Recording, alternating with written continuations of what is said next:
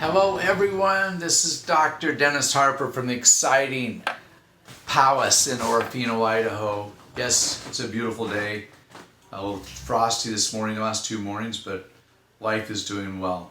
Today I'm going to talk about myths or realities. And I'm going to start with the fact that I was baking at lunch today and I used some garlic.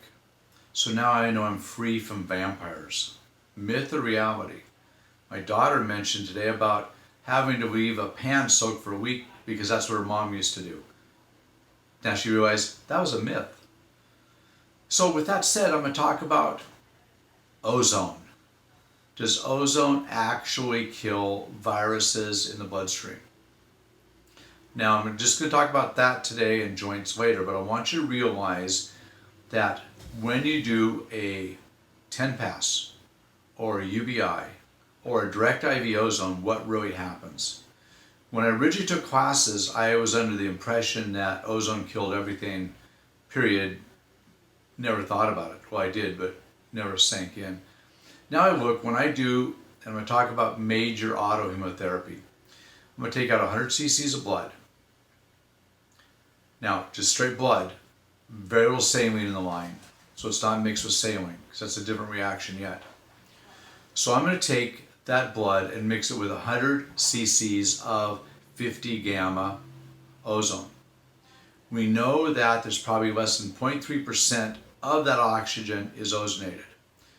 We know also, after we've tested numerous times, by the time we put all that blood back into somebody, we have about 40 cc's of oxygen left. So we know that the red blood cells are absorbing a majority of the oxygen. The red we get is from the oxygen, not from the ozone.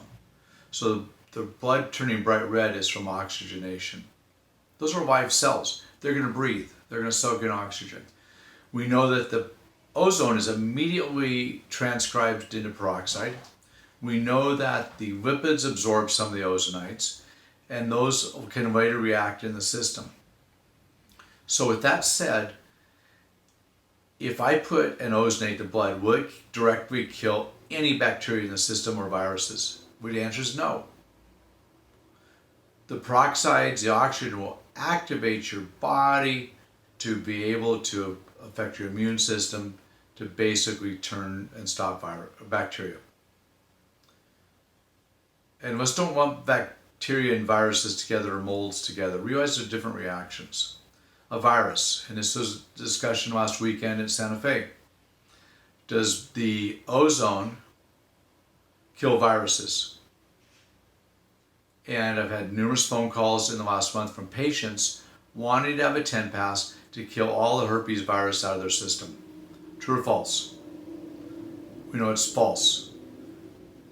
Ozone will not kill viruses in the bloodstream, but it will help the immune system stop the spread of them and stop replication or slow them down.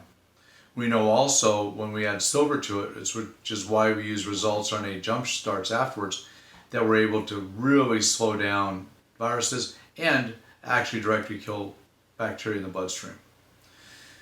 So with those things said, the trio in reality is we have to be honest with patients. It does not directly kill viruses in the bloodstream. And I'll jump to the Petri dishes just for a quick demonstration here. We know if we have a Petri dish and we have ozone sprayed on it, it will kill everything in the Petri dish. Virus, bacteria on direct contact. But we know in the bloodstream, it's absorbed by the red blood cells, it's metabolized, and it's a regulator to start a cascade effect. So always think about it. Ozone's a regulator to start a cascade effect. Tomorrow I'm going to talk about joints and intramuscular injections with ozone. So just myth or reality, and you could argue with me on those points, and I encourage the discussion about that. So I want you all to have an almost awesome day ever, and thank you, Dr. Dennis Harper from the great state of Orofino, Idaho. Thank you.